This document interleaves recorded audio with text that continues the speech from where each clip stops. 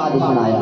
वही संवाद भागवत चर्चा रूप में हम आपको सुना रहे हैं। सुखदेव जी महाराज कहते हैं परीक्षित जी से, तरवः किं न जीवन्ति अस्तः किं न स्वसंयुता न खादन्ति न मोहन्ति किम ग्रामा पशवा परे। बोले क्या कह रहे हैं परीक्षित?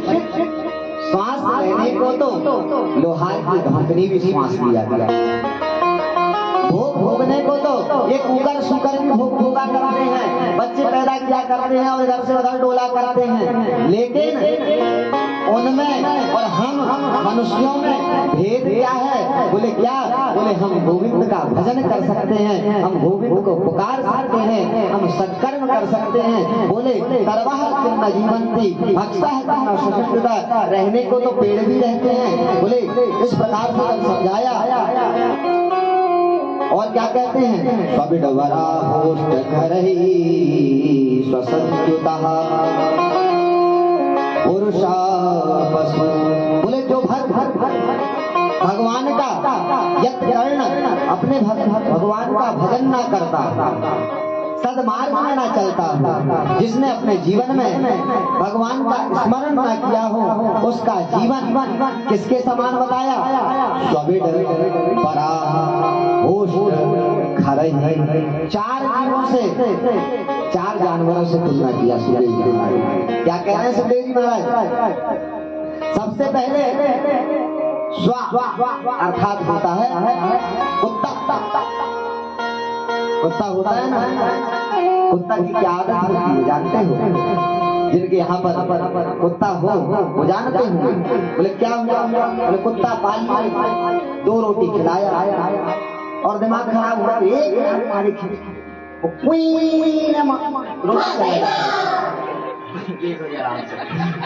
कोई ना भाग जाता। अब क्या हुआ?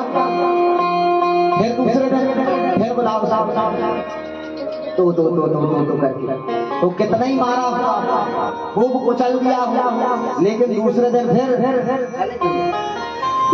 फिर बोल दो, फिर रोटी ले आओ, आजा फिर आ जाएगा, फिर मारो, फिर भाग जाएगा। बोले क्या हुआ? बोले ठीक उसी प्रकार हम आप भी हैं, कितना ही संसार धोखा मार दे, कितना ही बेटा गाली बक दे, कितना ही पड़ोसी चिल्ला दे, कुछ कर दे, लेकिन हमें कुछ फर्क नहीं पड़ता है। कल हम फिर से वही करेंगे जो कर रहे हैं। बोले फिर से हमें लोग वृत्ति, बोले लोग वृत्ति में यही तो होता है ना मेरी भैया। बोले क्या हुआ?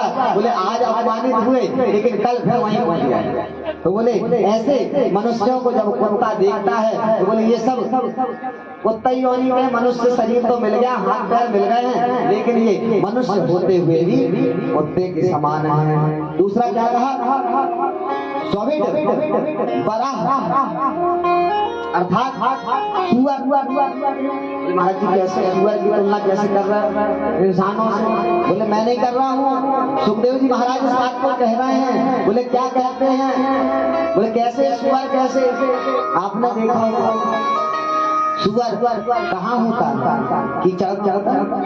एक बार हुआ ऐसा है कि सृष्टि निर्माण हो रहा था, उस समय ब्रह्मा जी सृष्टि बनाए, जैसे आप नया घर बनाए, आपकी घरवाली दूर रहती हो, आपकी प्रेमिका, आपके इष्ट मित्र तो दिखाने के लिए लाते हो ना, देखो मैंने यहाँ ड्राइंग रूम बनाया है, यहाँ पार्किंग है, इतनी बढ़िया रसोई है, सब दिखाते हो नहीं? तो ऐसे ब्रह्मा जी ने नई सृष्टि का निर्माण किया। अब सृष्टि का निर्माण करने के बाद बोले अपने ब्रह्मांड को दिखाना चाहिए। आए पूरा पृथ्वी का भ्रमण करने लगे, सब दीप दिखाए, देखो मैंने कितना सुंदर 7 सागर बनाया है और कितनी सुंदर पेड़ बनाया है, पौधे बनाया है, सब कुछ दिखाने लगे, गंगा यमुना सब। ब्रह्मांड बड़ी प्रसन्न हो रही है। अचानक क्या हुआ? हरिद्वार से निकल रहे थे तो वहां पर कुछ स्थान में कीचड़ पड़ा, उसमें सुअर खेल रहे। उसी समय वहां से जल्दी निकलना प्रारंभ किया। जैसे कोई कमी होती है किसी की, जैसे हमारी कोई कमी है तो उसको हम शॉर्टकट लेके भाग जाते हैं भाई उस कमी को छिपाने के लिए। तो ब्रह्मा जी ने देखा कि बोले सुअर देखा ब्रह्मा जी को काट जल्दी से भगाना चाहता साइड। लेकिन वो तो जगत माता, वो जगत माता दृष्टि बढ़ गई। अरे रुको रुको रुको स्वामी स्वामी, क्या बात है?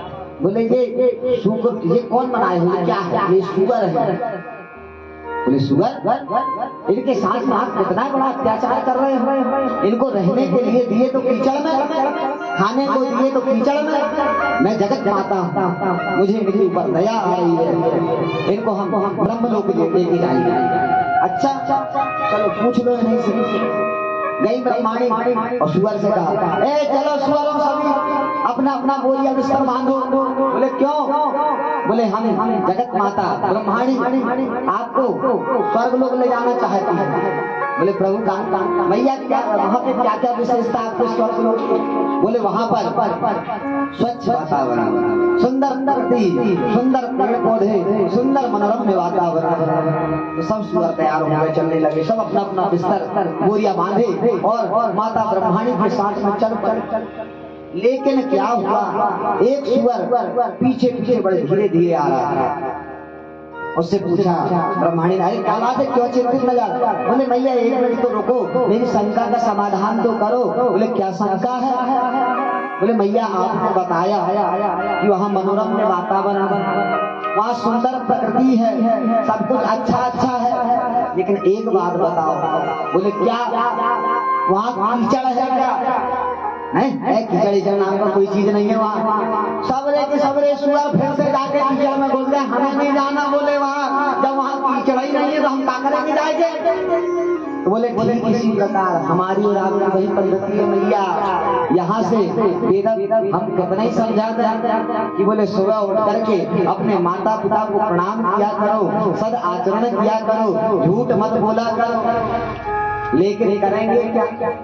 सुअर की तरह उनको बता दिया कि साफ जगह में रहो ना, लेकिन हम तो रहेंगे यही भैया, इसी में आनंद है, क्या करो?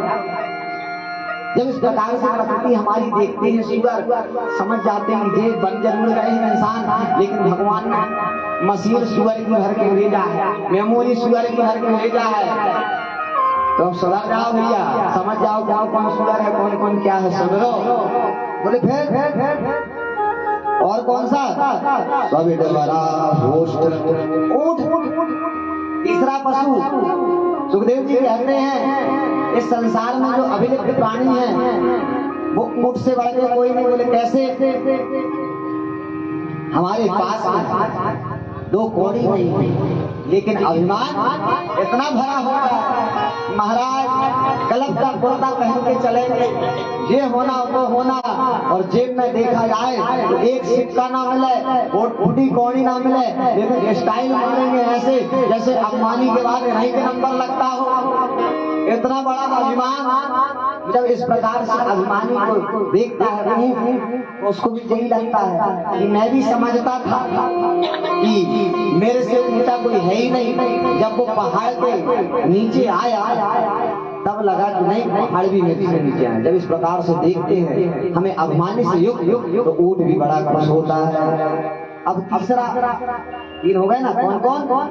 कुत्ता, सुअर और चौथा कौन है? बोले चौथा है गधा। गधा भी बड़ा प्रसन्न होता, कल ही बताए थे। बोले कैसे? आप सुबह से निकले शाम तक गधे की तरह, गधई पर तो है ये कि सुबह निकले जैसे बोले अपने घर से धोबी घाट तक, धोबी घाट से घर तक। एक दिन हुआ ऐसा, गधे से चलना बंद हो गया, असमर्थ हो गया, उसी समय धोबी ने लात मार के भगा दिया। महाराज ऐसे ही तो हमारी जिंदगी है, जिंदगी भर आपने कमाया अपने बच्चों के लिए, अपने बेटे के लिए। एक दिन हुआ ऐसा कि आपका ही पैर चलना बंद हो गया, आपका ही हाथ चलना बंद हो गया। तुरंत जिस प्रकार से धोबी भगा दिया करता है मार के, जब आपको काम के लिए ना ऐसा ही छोटा भगा दिया जाता है ना। बोले ठीक है ऐसा ही।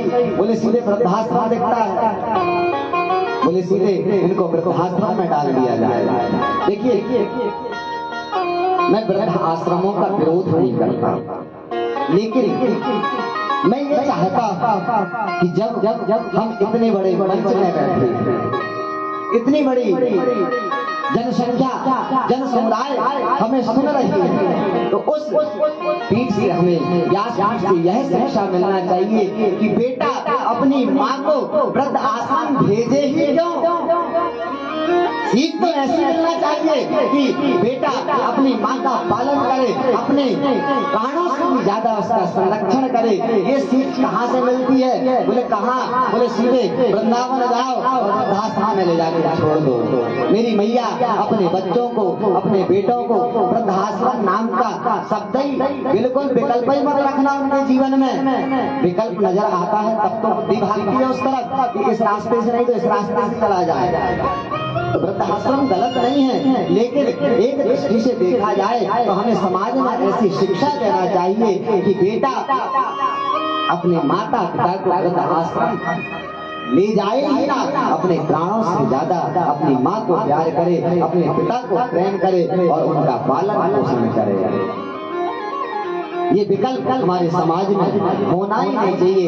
यदि ये विकल्प हमारे समाज में है तो इसका मतलब हम घोर गर्त में हैं, घोर गर्त में हैं, घोर गर्त में हैं, घोर गर्त में हैं। तो कहने का तात्पर्य सुखदेव जी महाराज कहते हैं